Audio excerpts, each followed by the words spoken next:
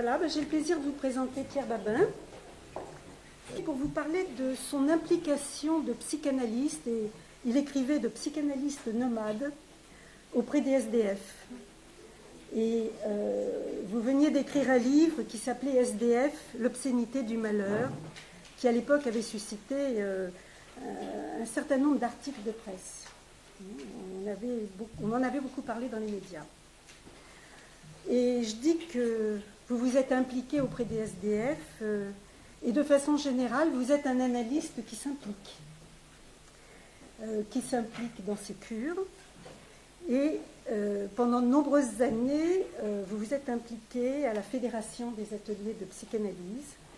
Je crois même que vous avez été un des piliers à une certaine époque.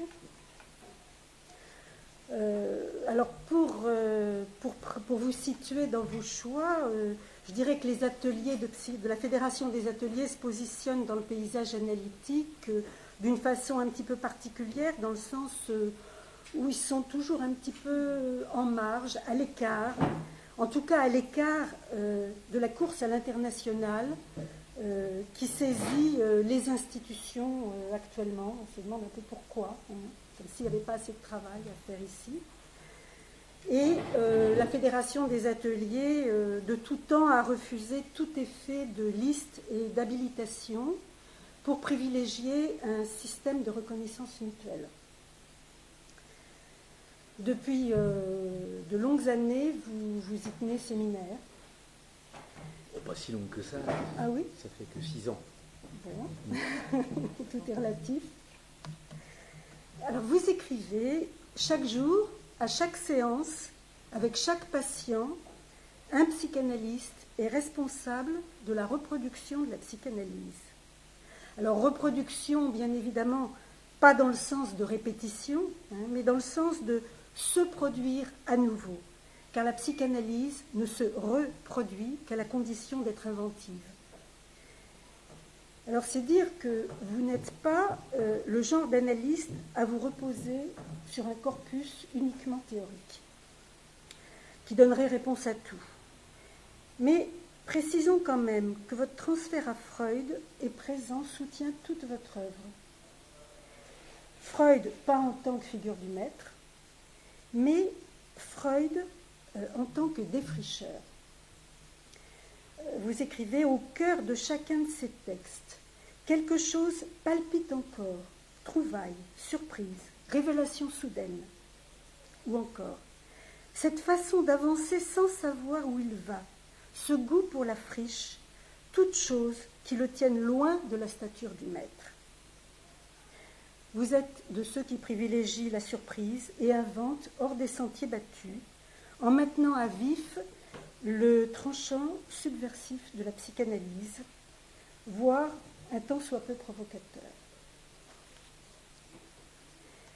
Vous êtes donc aujourd'hui, vous poursuivez avec constance des séminaires dont vous êtes le répondant au fil des années, des séminaires qui ne sont pas axés sur un discours doctrinal, mais autour d'un thème qui ne vous lâche pas, l'autre scène.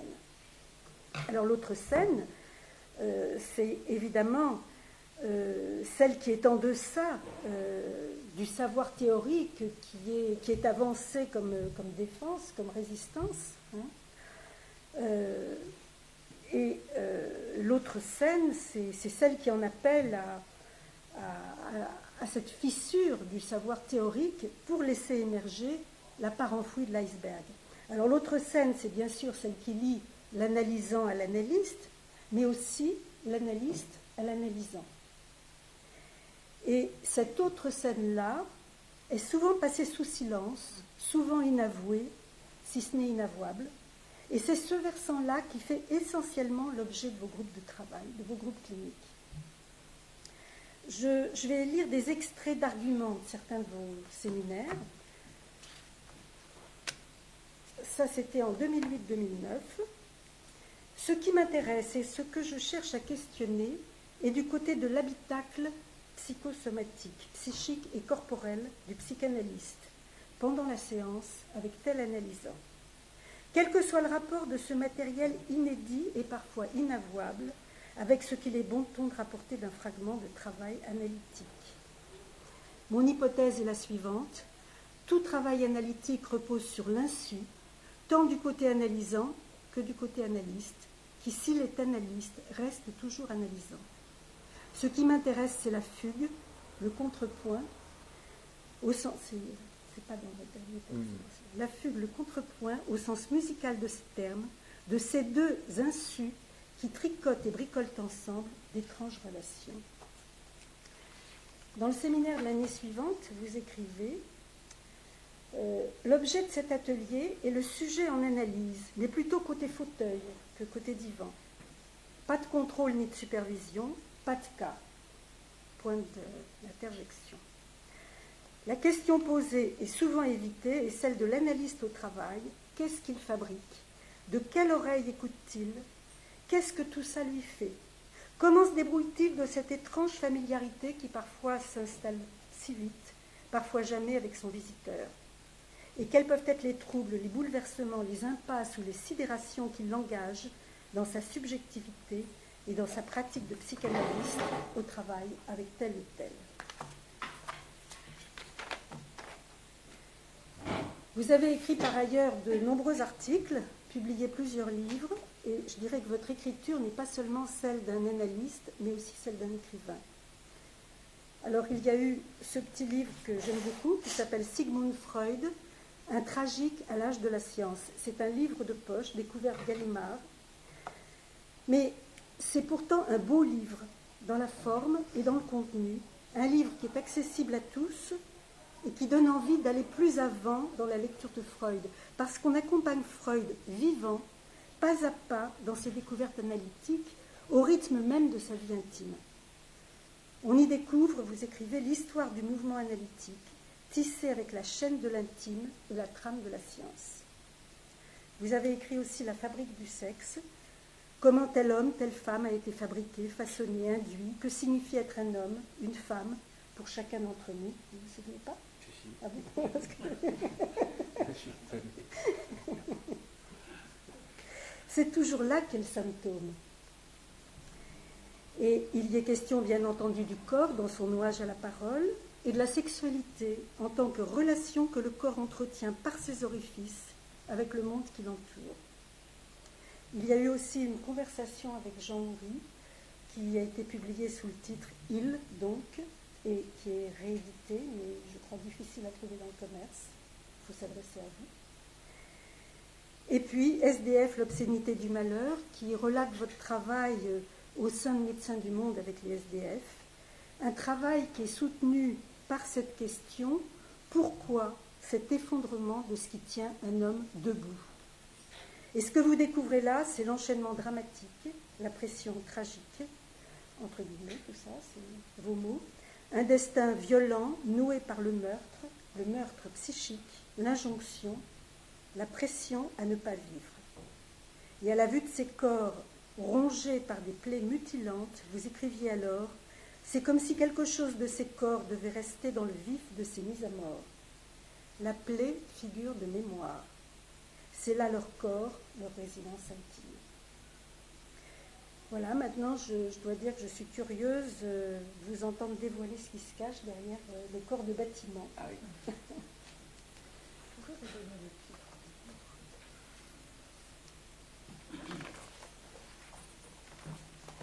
D'abord, je vous remercie, Daniel Epstein, d'avoir pris la peine de relever quelques étapes de mon parcours. Je ne sais pas si je dois dire que je suis étonné ou surpris. C'est litré, celui du dictionnaire, surpris par sa femme alors qu'il était dans un lit qui n'était pas le sien, qui se redresse et qui dit non. Sa femme dit Monsieur, je suis étonné. Et il répond moi je suis surpris. Il était surpris d'être. Bon. Évidemment, c'est pas tout à fait la même disposition. Mais c'est, à propos d'autres scènes, c'est toujours une surprise, enfin, quelque chose d'étrange de s'entendre comme ça, alors que la majorité des choses, j'ai évidemment bien oublié. que vous avez cité, mais de voir comme si c'était un autre. Et j'aurais envie de vous dire, mais ce monsieur que vous avez cité là, on peut le rencontrer, enfin, parce que Il est pas mal. j'irais bien lui parler, parce que c'est tellement difficile de se faire entendre. Mais bon, c'est un peu obscène de parler comme ça, mais je peux en parler justement parce que c'est pas de moi qu'il s'agit, c'est d'autre chose, c'est du choc de la rencontre avec Freud, et ça c'est un peu tous les jours. Il y a juste un malentendu sur le titre que ex abrupto j'ai donné par téléphone à Daniel Epstein quand elle m'a fait l'honneur de cette invitation ce soir. Moi je ne savais pas quoi dire. Le corps dans la psychanalyse, qu'est-ce que c'est que ça encore? C'est un piège, faut pas aller là-dedans. Alors le corps et c'est pas dedans, c'est pour.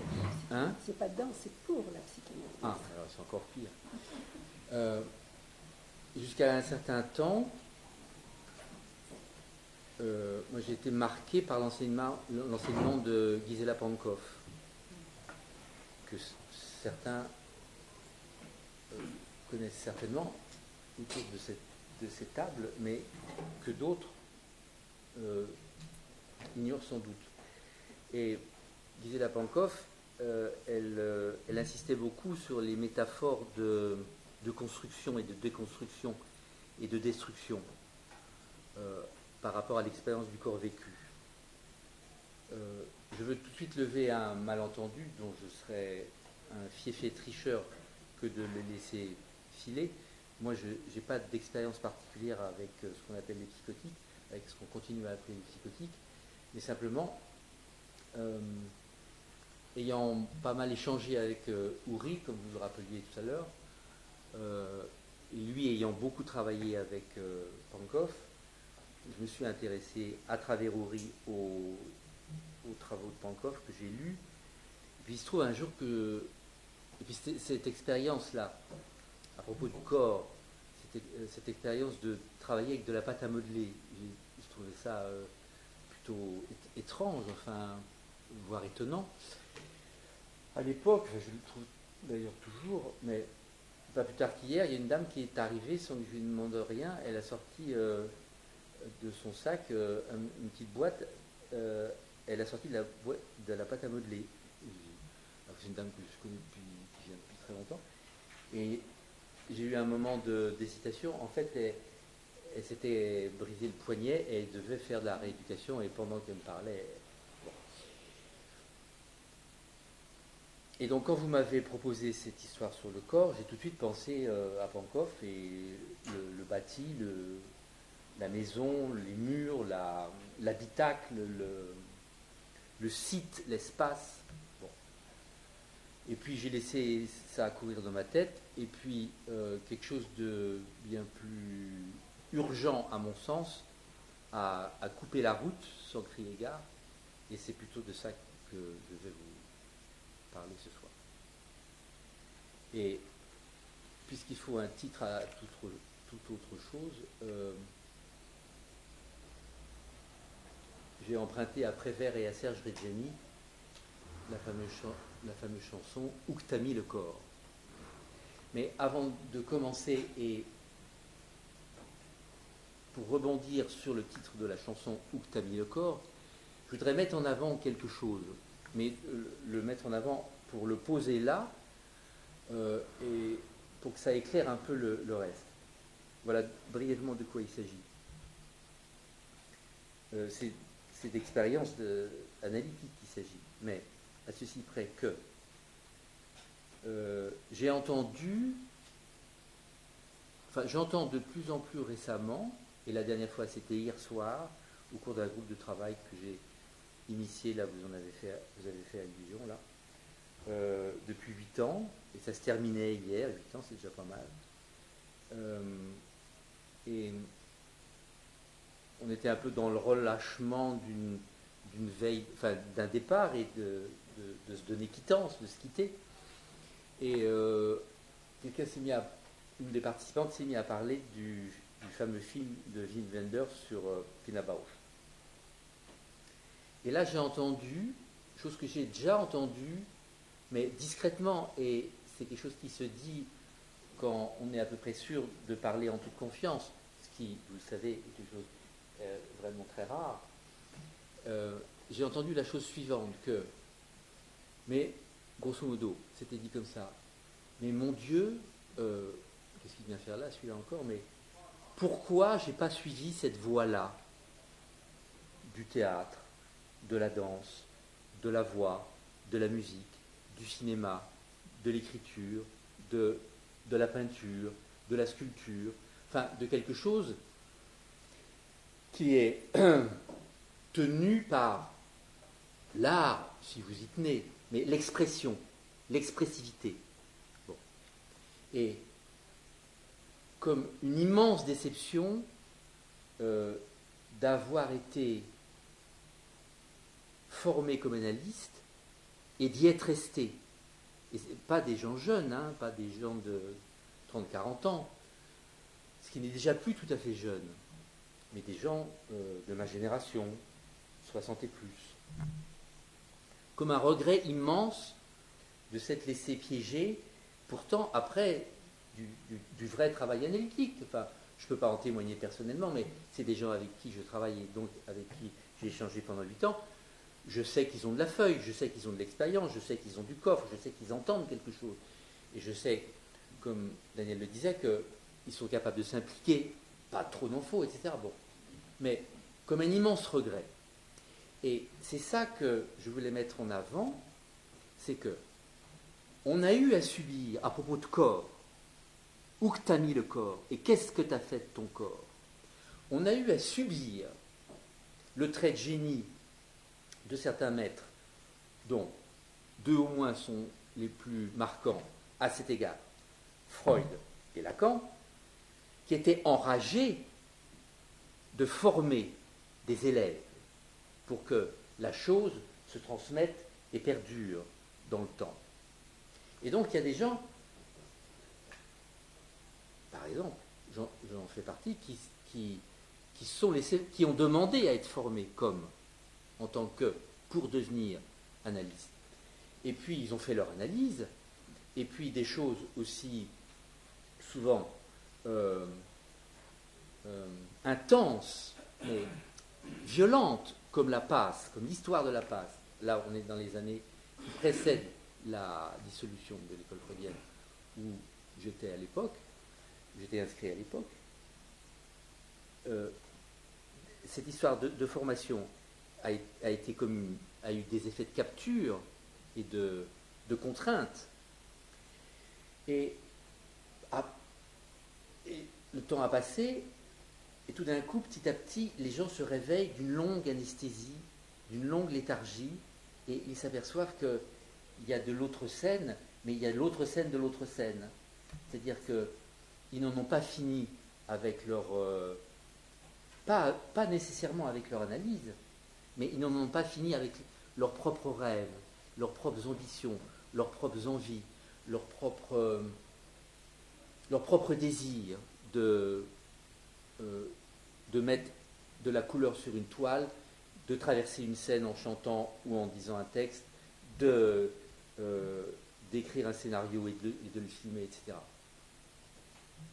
Et cet effet de capture et de confiscation de biens expressifs est quelque chose qui compte aujourd'hui dans l'actuel de la psychanalyse, ou quelque chose, si vous en avez la sensation comme moi, c'est tant mieux, sinon on pourra peut-être en parler à un autre moment, de quelque chose qui s'enfonce, de quelque chose qui s'enfonce dans des zones qui excluent la turbulence et qui excluent et qui favorisent au contraire l'immobilité et, il faut bien appeler les choses par leur nom, la mort.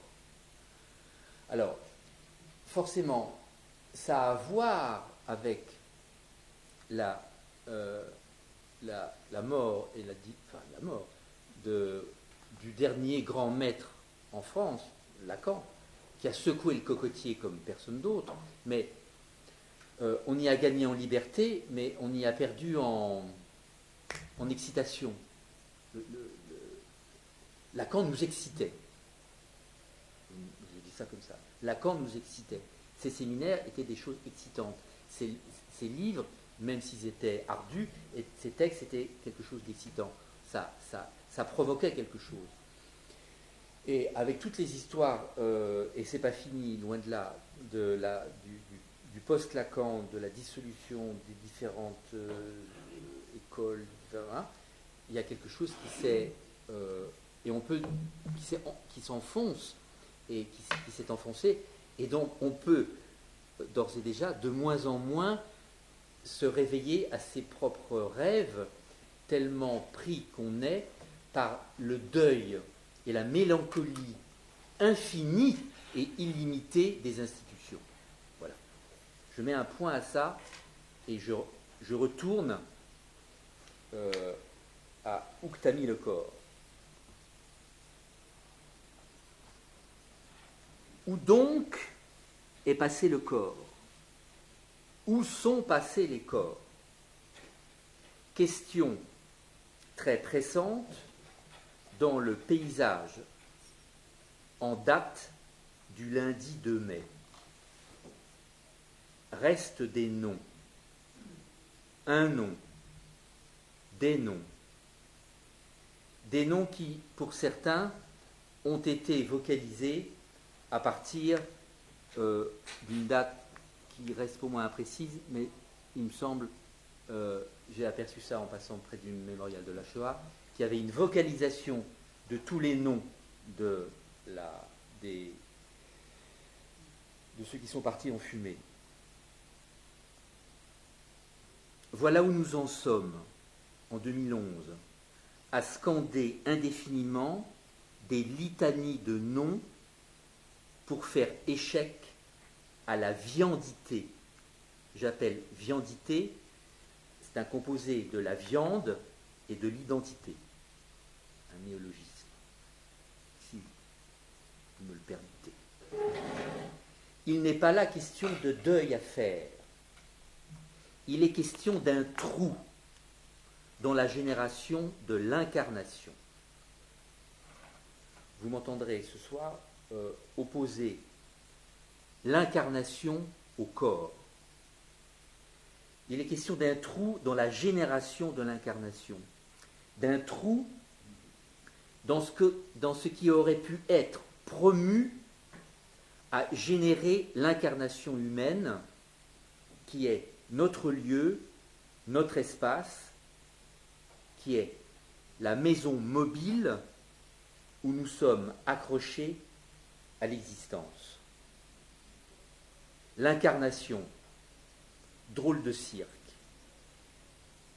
Cirque que toutes les religions, y compris les plus laïques, ont essayé et essayent toujours de réguler et de formater. Las, comme Boudu à peine sauvé des eaux, je fais référence à Michel Simon dans le film de Jean Renoir de 1932,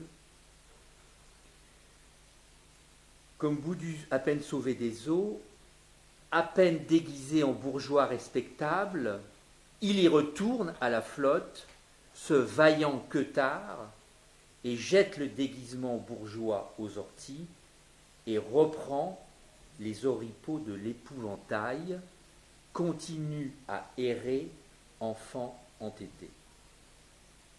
En deux mots, pour ceux qui ne connaissent pas le film, il perd son chien, c'est un clochard. Son chien se tire et il s'emmerde. Il n'a plus de chien, il n'a plus rien.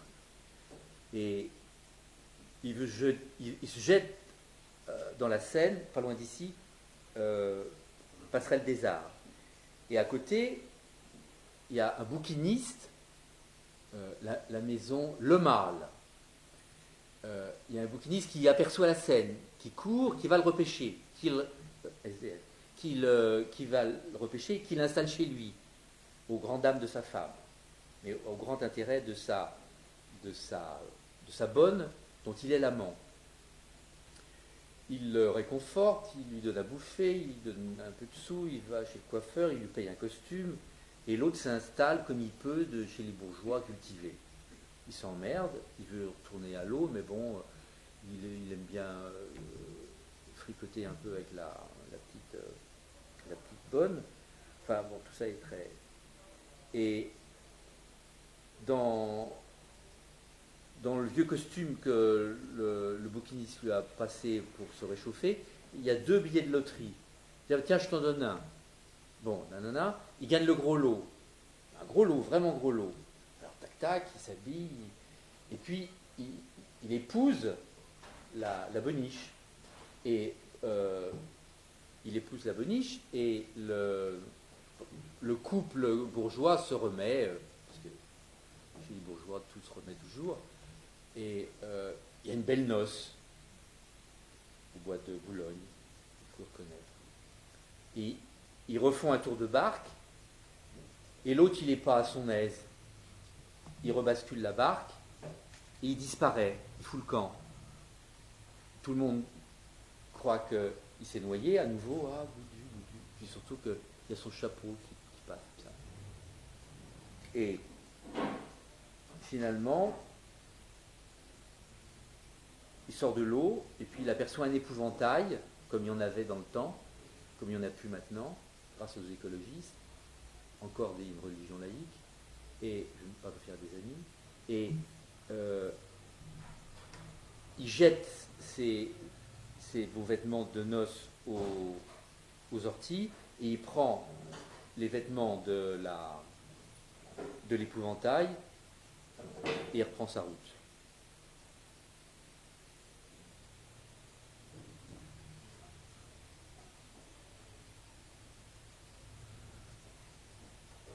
Mais ce très joli petit film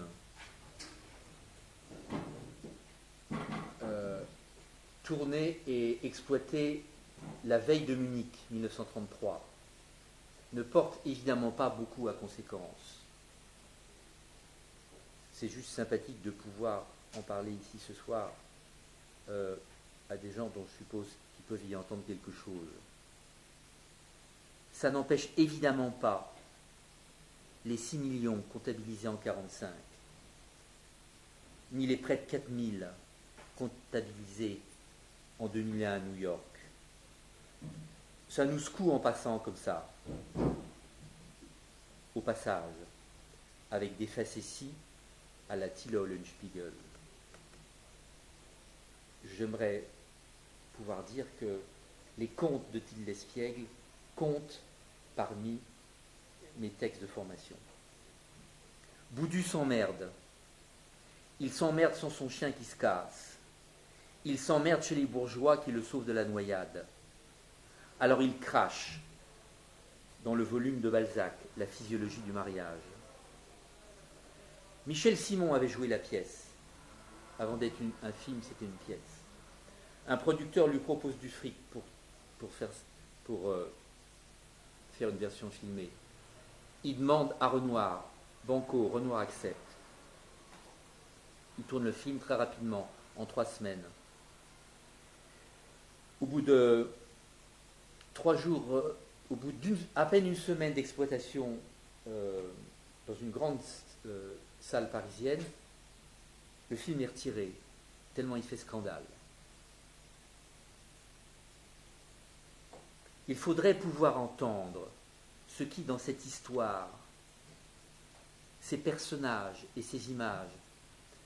L'autre, par exemple, quand il sort de l'eau, il dit qu'il a faim. La bonne femme veut lui proposer une soupe. Il dit, moi, j'aime pas la soupe. Moi, je veux des sardines à l'huile. Il bouffe des sardines à l'huile avec les mains, comme Fred, n'importe quoi. Et ça, les gens, à l'époque, j'ai lu et entendu des témoignages. Mais comment? C'est dégoûtant. D'une obscénité sans nom. Manger des sardines à l'huile avec les mains. Il faudrait pouvoir entendre ce qui, dans cette histoire, ces personnages et ces images, étaient insupportables à l'époque. Si on avait compris ça, on aurait peut-être pu éviter la guerre.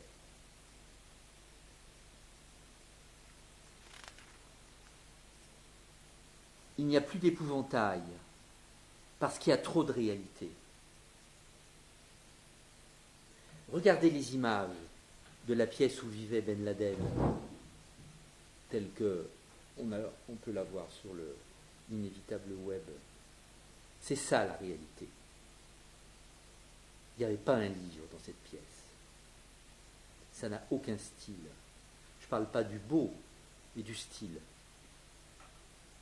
C'est ma nouvelle définition de la réalité. La réalité, c'est là où il n'y a pas de livre. Essayez voir un peu, ça tient le coup. Pour cette simple raison, sidérante pourtant, tant elle est évidente, c'est que la réalité, c'est ça qui fait reculer le langage. Il arrive un moment où il y a une telle inflation massive, intrusive de la réalité, qu'il n'y a plus moyen de parler.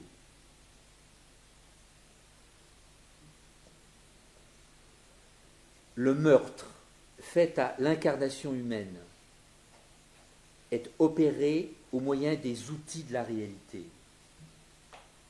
Le premier outil de la réalité, c'est le corps humain. Le corps humain, mais dans sa viandité. Le corps humain dans sa viandité. Séparé et arraché à son incarnation précaire. Il y en a qui jouissent de la viandité et qui veulent exterminer la culture. C'est un projet tout à fait évident, clair, net, énoncé, depuis longtemps déjà. Tout est affaire de style. Chez le boucher, par exemple, vous pouvez acheter 1 kilo de viande, du rump steak ou de la bavette d'aloyau, et il va vous la parer, il va enlever un peu les déchets, il va mettre ça dans un papier où il y a son nom, il y a toujours le nom des bouchers. Il va l'envelopper, et vous allez rentrer chez vous, et avec ça, peut-être vous allez le couper en tranches, et servir des tranches de beefsteak à vos invités ou à votre famille. Mais vous pouvez faire autrement, affaire de style. Ce kilo de viande, vous pouvez lui demander qu'il en fasse un roast beef. Alors un roast beef, ça nécessite le tour d'humain de l'artiste, le boucher. Il va prendre de la ficelle, il va faire un nœud. La prochaine fois que vous irez chez le boucher, observez bien.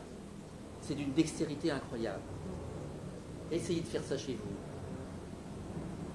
Et donc il va donner une forme à ce bout de barbac.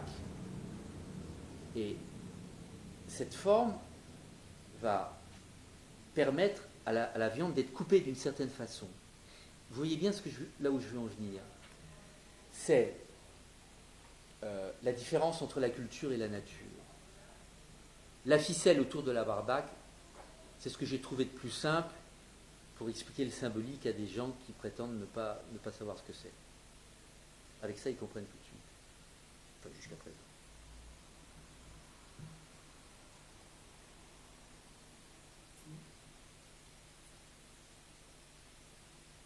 Le style, c'est la forme donnée à la viande qui vient de l'animal sacrifié en vue de la consommation. Plus vous allez voyager loin de chez vous, loin de maman et de sa cuisine, plus la façon de couper et de présenter la viande va vous surprendre dans les marchés que vous ne manquerez pas de fréquenter, voire vous inspirer quelques dégoûts. Ce n'est pas une forme de racisme, c'est juste l'expression du désir.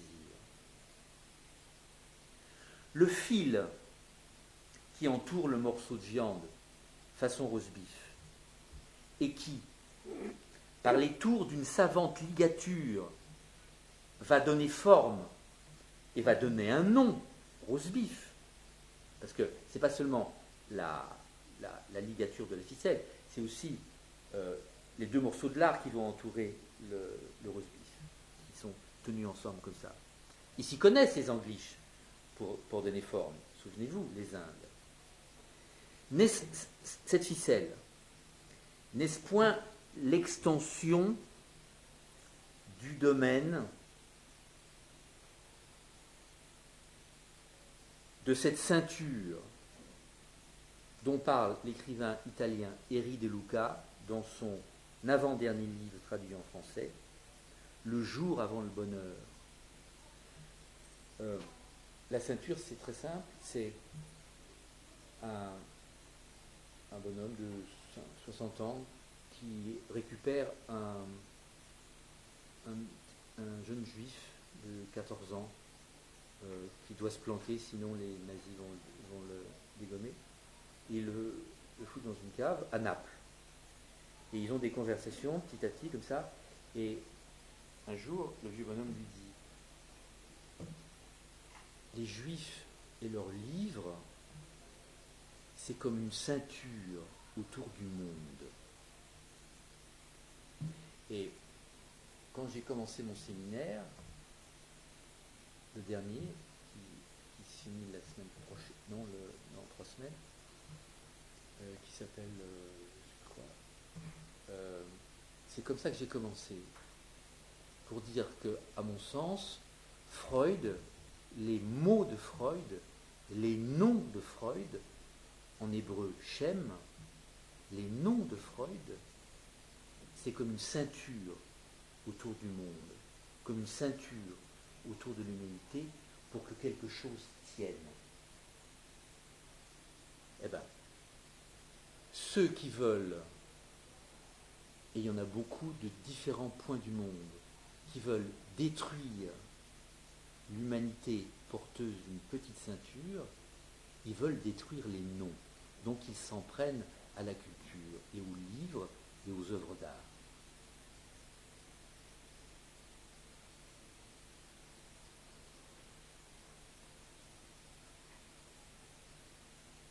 Cette ceinture dont je pense que c'est ce que Freud a donné à l'incarnation humaine pour qu'elle se tienne un peu. Une ceinture faite des noms de Freud, des noms de mots de son vocabulaire, qui n'est pas vocabulaire de psychanalyse, attention. Ne prenez pas les mots de Freud pour ce qu'on a appelé un vocabulaire de psychanalyse. C'est un vocabulaire d'errance, d'existence et de résistance. C'est pas du tout la même chose. Il n'y a plus de corps, il n'y a que des noms.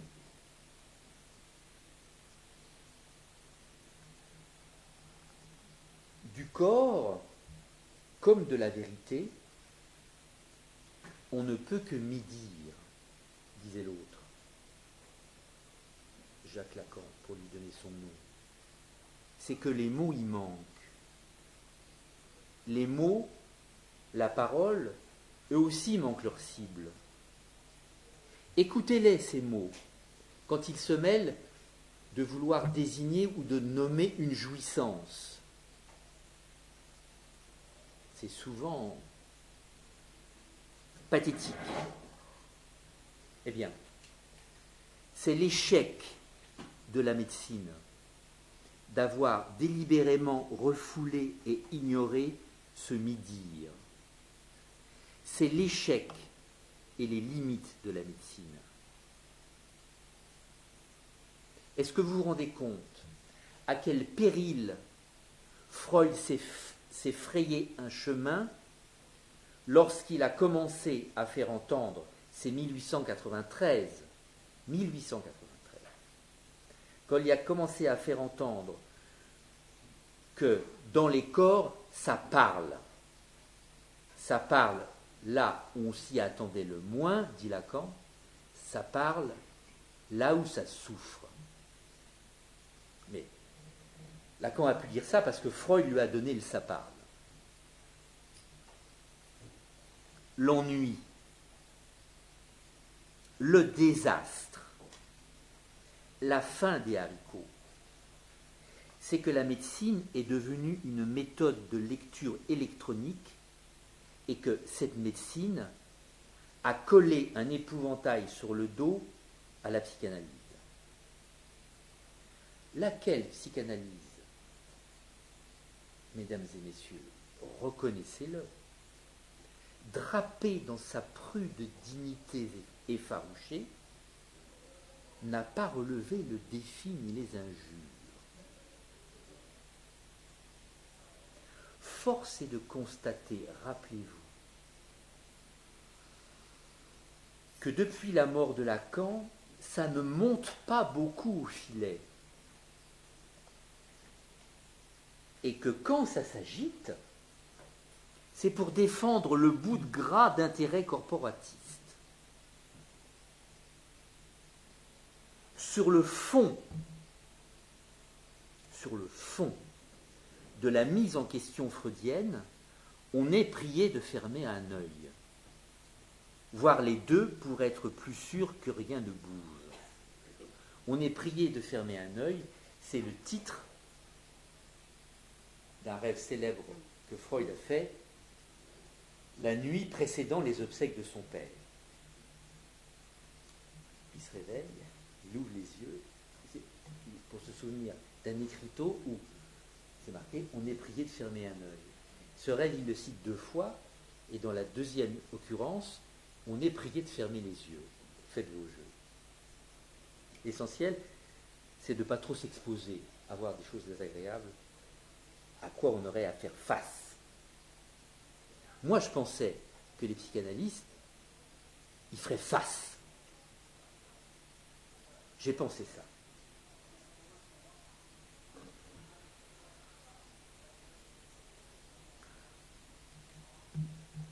Ce à quoi Freud avait fait face et ce contre quoi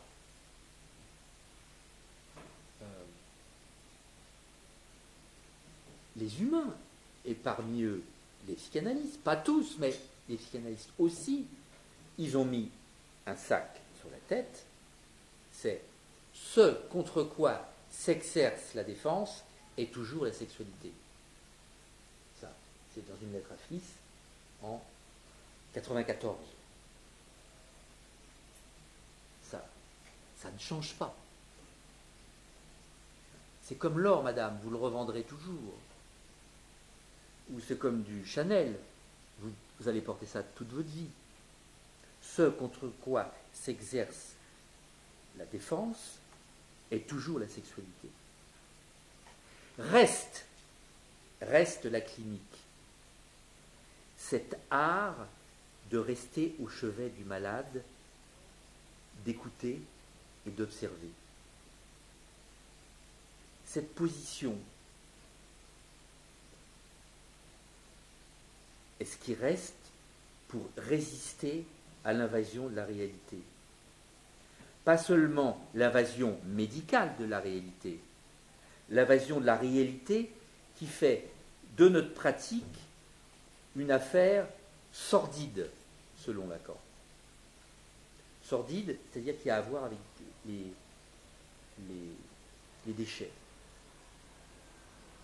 le sinistre, le sale, le dégoûtant. La clinique si souvent évoquée, c'est un étendard.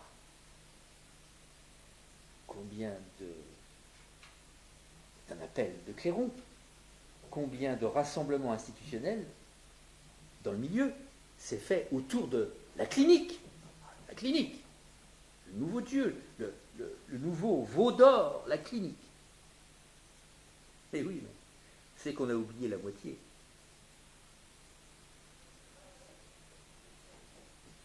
Il y manque toujours cette part qu'il faudra ne pas manquer un jour de qualifier de maudite, c'est-à-dire les histoires de contre-transfert. Parce que pour parler de l'hystérique que j'ai suivi, le paranoïaque que je suis, quand le verbe suivre se conjugue au présent, ça donne des choses un peu rigolotes, mais bon, ça c'est André Green qui avait sorti ça. Le paranoïaque que je suis. Si, nous n'étions pas au courant. Ça ira toujours faire des histoires de cas. Mais dire à quel point, dans notre le miroir de notre vie quotidienne peut être parfois troublé par des lapsus, des actes manqués, des rêves et toutes sortes de choses, voire des ruptures amoureuses, hein, à cause, pas à cause, mais dans la fréquentation inconsciente, dans la fréquentation insu, de l'insu à un autre, d'un insu à l'autre, avec telle ou telle personne que nous recevons 1, 2 ou 3 fois par semaine, pendant si longtemps. Comme disait un collègue, oh, si nos femmes savaient tout ça, elles nous empêcheraient d'exercer. Mais elles le savent.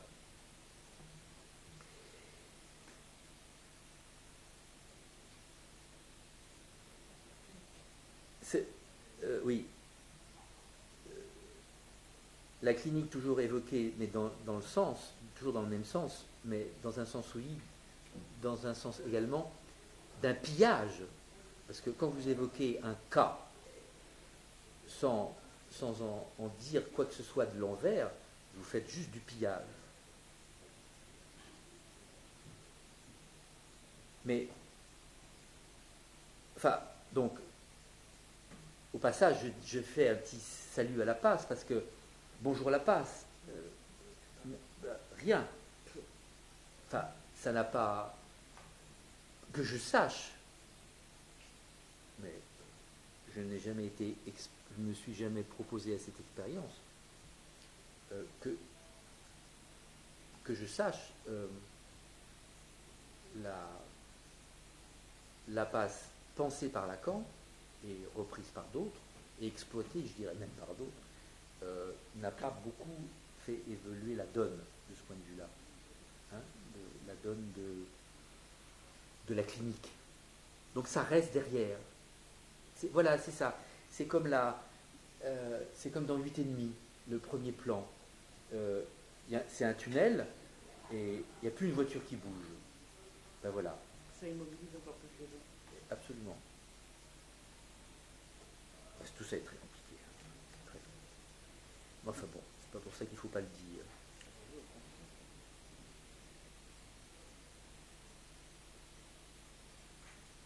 C'est de ces minauderies de pucelles effarouchées que la psychanalyse est en train de s'éteindre. Je le répète, à trop se conformer à la réalité. Heureusement que quelques pinabauches nous laissent de quoi nous débaucher dans des événements d'incarnation et non des événements de corps, où se noue dans le silence de la musique, le sexe, la parole et la mort. Dans le silence de la musique se lit, LIT, se lit d'entendre et d'écoute,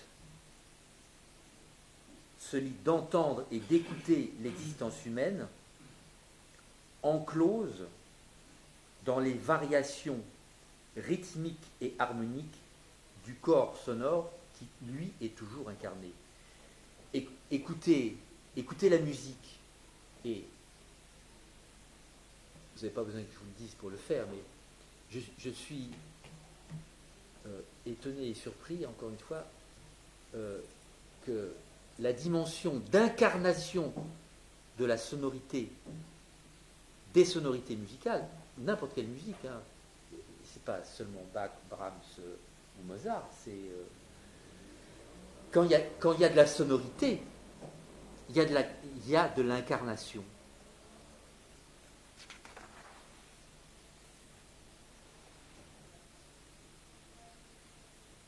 Une des premières manifestations du corps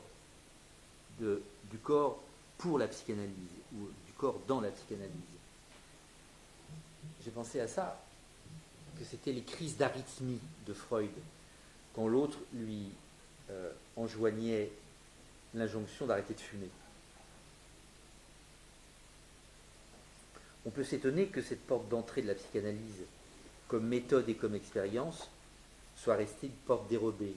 Simple anecdote. Parce que c'est au cours de ces luttes, de ces douleurs, que Freud commence à parler d'autre chose à Fliss dans ses lettres. Donc, c'est aussi une porte d'entrée de la psychanalyse.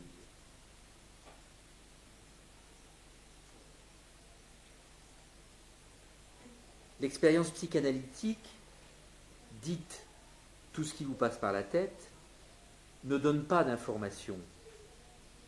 Elle donne des noms. Derrière l'addiction à la nicotine de Freud, derrière toute prise régulière de drogue, on peut entendre la retenue d'un mur de langage aboli. La retenue d'un mur de langage aboli. Aboli par la réalité pratique et matérielle de la drogue, aboli par les invasions polymorphes de la réalité de la drogue, les invasions polymorphes. Quelqu'un qui se drogue vraiment, il passe son temps à ça. Du jour, du matin où il ouvre les yeux jusqu'au soir où il s'endort après de multiples prises, il n'est occupé que par ça. Où est-ce qu'il va la trouver? Qui? Combien? À quel endroit? Où faire ces petites affaires, enfin, bon, etc. Vous connaissez la musique. Ou si vous ne la connaissez pas, cette musique-là, penchez-vous un peu sur la question. C'est très très intéressant parce que c'est aussi une forme de meurtre. C'est aussi un endroit où il n'y a pas de vivre. C'est aussi un endroit pour éviter l'enchaînement de la ceinture des mots et des noms. L'incarnation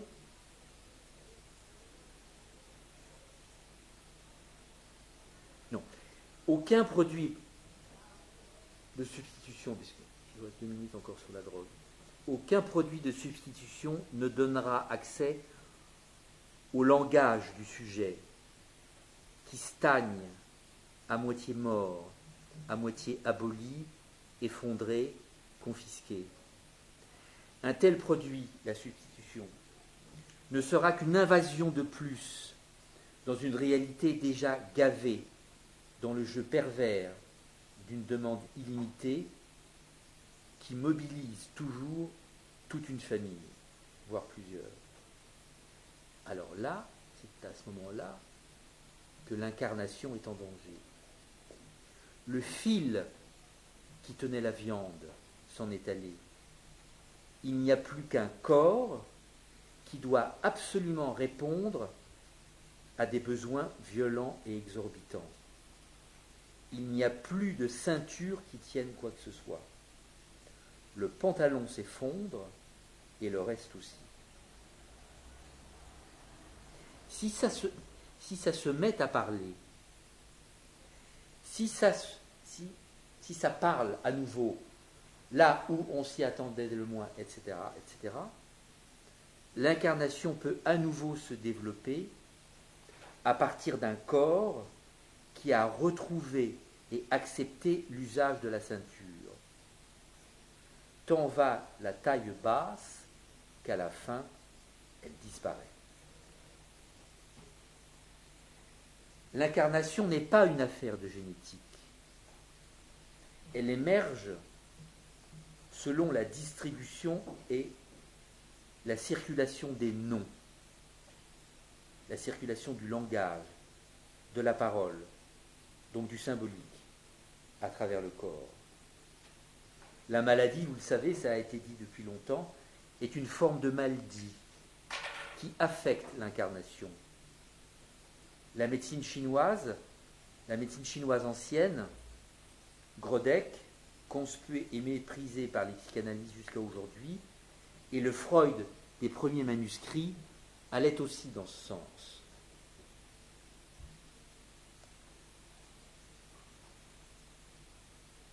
Le corps est destiné à certains usages, à des usages de jouissance. C'est ce que j'avais entrevu en 1970 dans mon premier contact avec l'hôpital psychiatrique, un service d'enfants.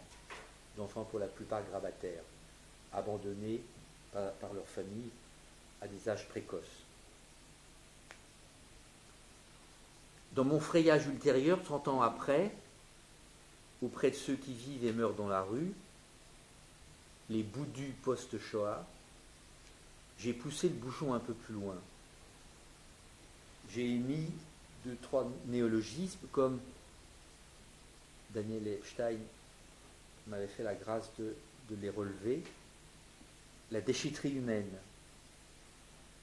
Et son corps est là, le verbe déchettre. Ça vient de ces deux expériences. Il a fallu 30 ans quand même.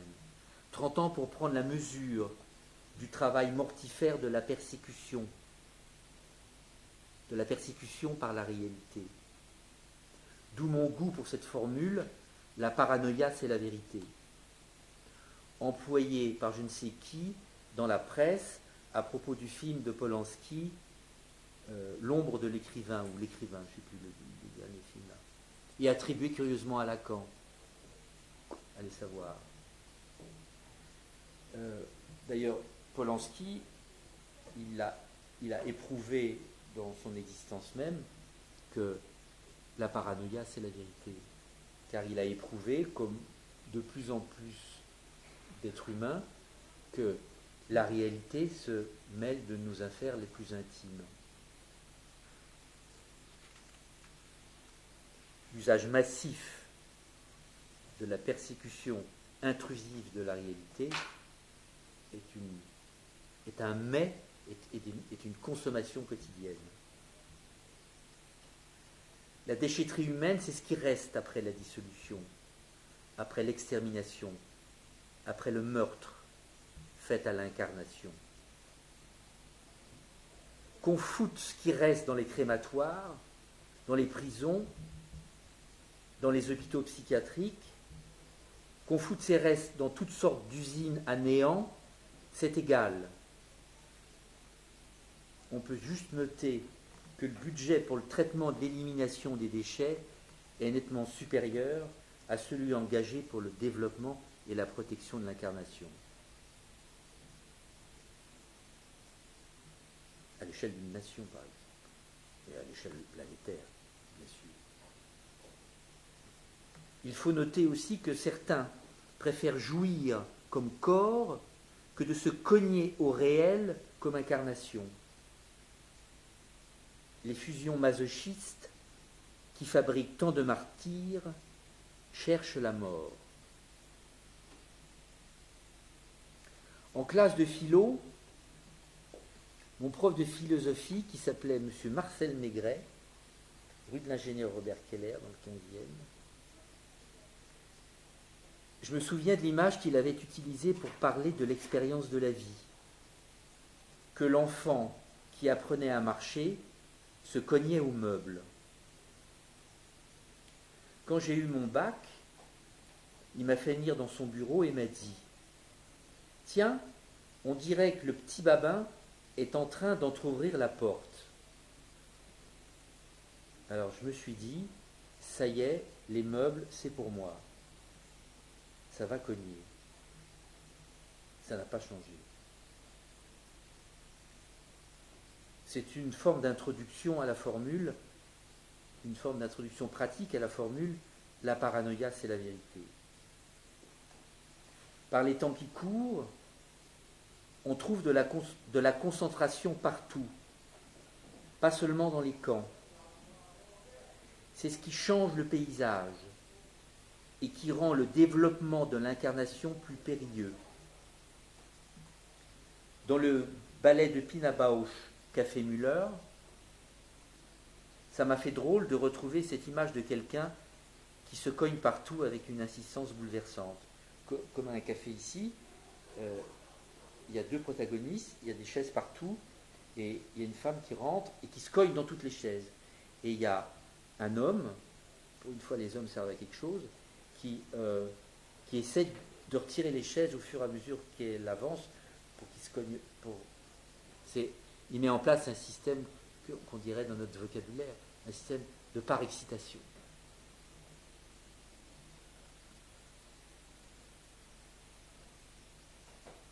malgré toutes sortes d'objets auxquels l'humanité persévère à se cogner, il demeure pour moi la certitude que ce contre quoi s'exerce la défense est toujours la sexualité.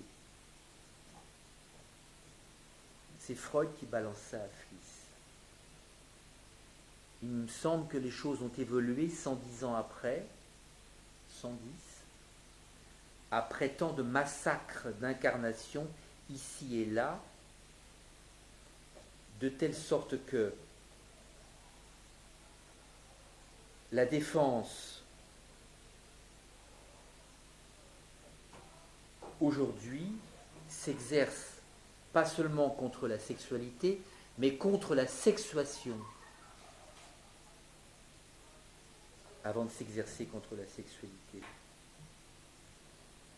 La sexuation, c'est pas très compliqué, c'est juste la différence des sexes.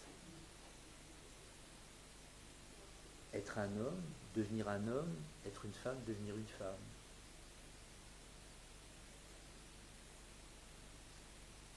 On n'est pas un homme, on n'est pas une femme, on le devient. Et à partir du moment où la différence des sexes est si violemment baignée, on ne peut plus rien devenir du tout. On ne peut que retourner à la viande.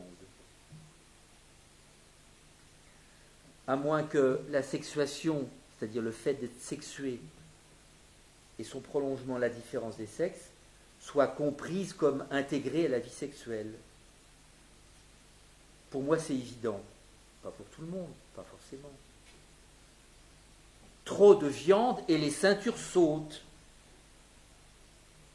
Trop de viande et les ceintures sur lesquelles sont inscrits les noms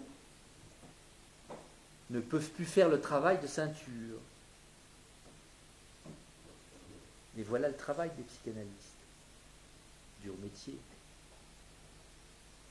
C'est vrai que ça paraît plus facile de jouer Shakespeare ou Thomas Mann. Mais trop de ceintures, telle que c'est la loi dans des espaces fanatisés, où la culture est confisquée et pourchassée, et c'est d'autres camps qui s'ouvrent, destinés à réduire votre petite incarnation en bouillie, pour qu'il ne reste plus que de la viande à nourrir. Il faut dire que la ceinture religieuse a la vie dure. La cavale du Caravage, pour éviter les supplices, trace un profil de l'homme de la Renaissance auquel je me sens très attaché, pour qui l'incarnation et le désir n'ont pas de prix. Elle est très loin, la Renaissance, parce que ça coûte l'incarnation, ça coûte d'en prendre soin, ça coûte le désir. Alors,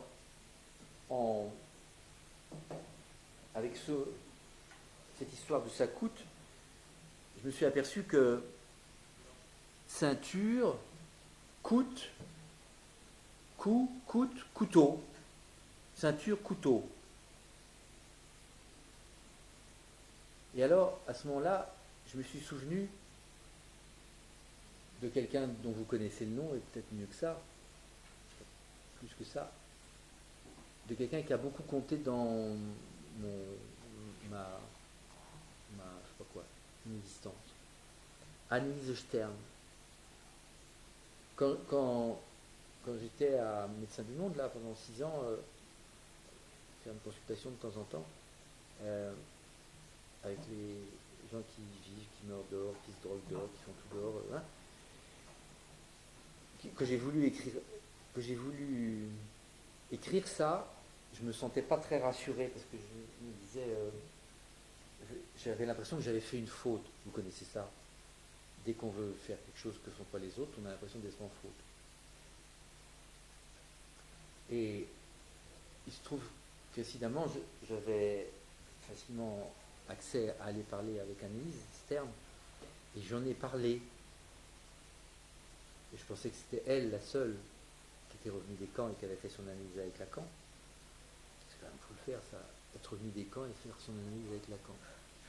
Ça s'invente pas. Elle s'appelle Anne Lise. Ouais.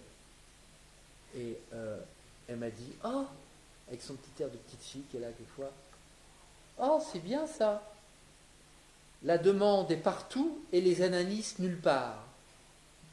Ça m'est resté.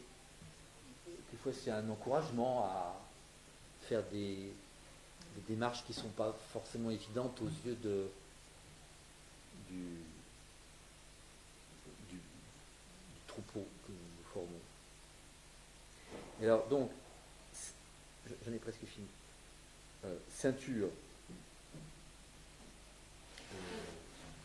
couteau, tout ça à propos de l'incarnation. Est-ce que ça coûte? Ceinture, couteau, voilà. Et alors, je me suis souvenu que Anne-Lise, dans son dernier livre, le savoir déporté, voilà, merci. Le savoir déporté. Alors, il y a des textes qui sont sur la déportation, qui traitent, enfin, qui sont à propos de la déportation, des témoignages, des souvenirs, elle tricote avec ça d'une façon d'abord extrêmement féminine.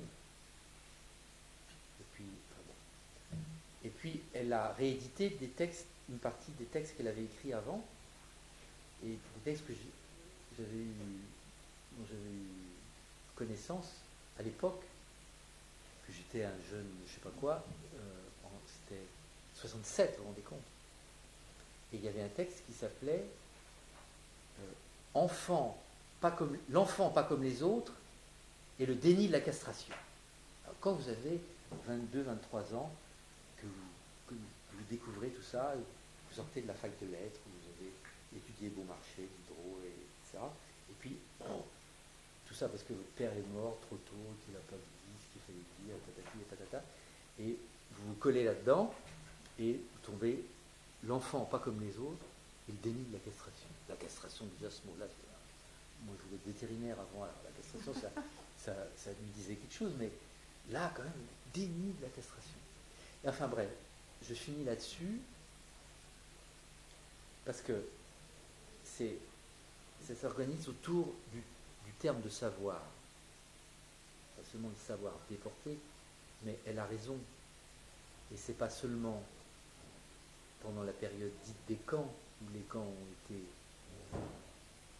ouverts, puis ils sont fermés, puis on les a filmés, mais ça continue. Mais quel est le savoir qui est déporté? C'est le savoir de ce qu'en français on nomme comme étant, à mon sens, une erreur de traduction, c'est le savoir de l'inconscient. Parce que l'inconscient, en français, ça s'oppose au conscient. Mais ce n'est pas du tout ce que veut dire Freud. Freud, en allemand, il dit Unbewusst. Unbewusst, ça vient du verbe wissen, qui veut dire savoir. Et c'est Lacan qui a bien entendu ça, et qui l'a traduit le mieux qu'on peut, de la façon la plus juste. C'est que c'est de l'insu. Eh bien, ce qui est en danger, c'est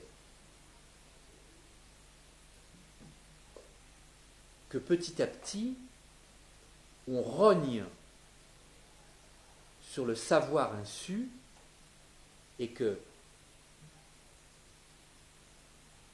plus de ceinture, plus de couteau, et que le déni de la castration l'emporte sur tout le reste, et que tout tombe, et que le symbolique s'effondre dans un bruissement de silence effarant.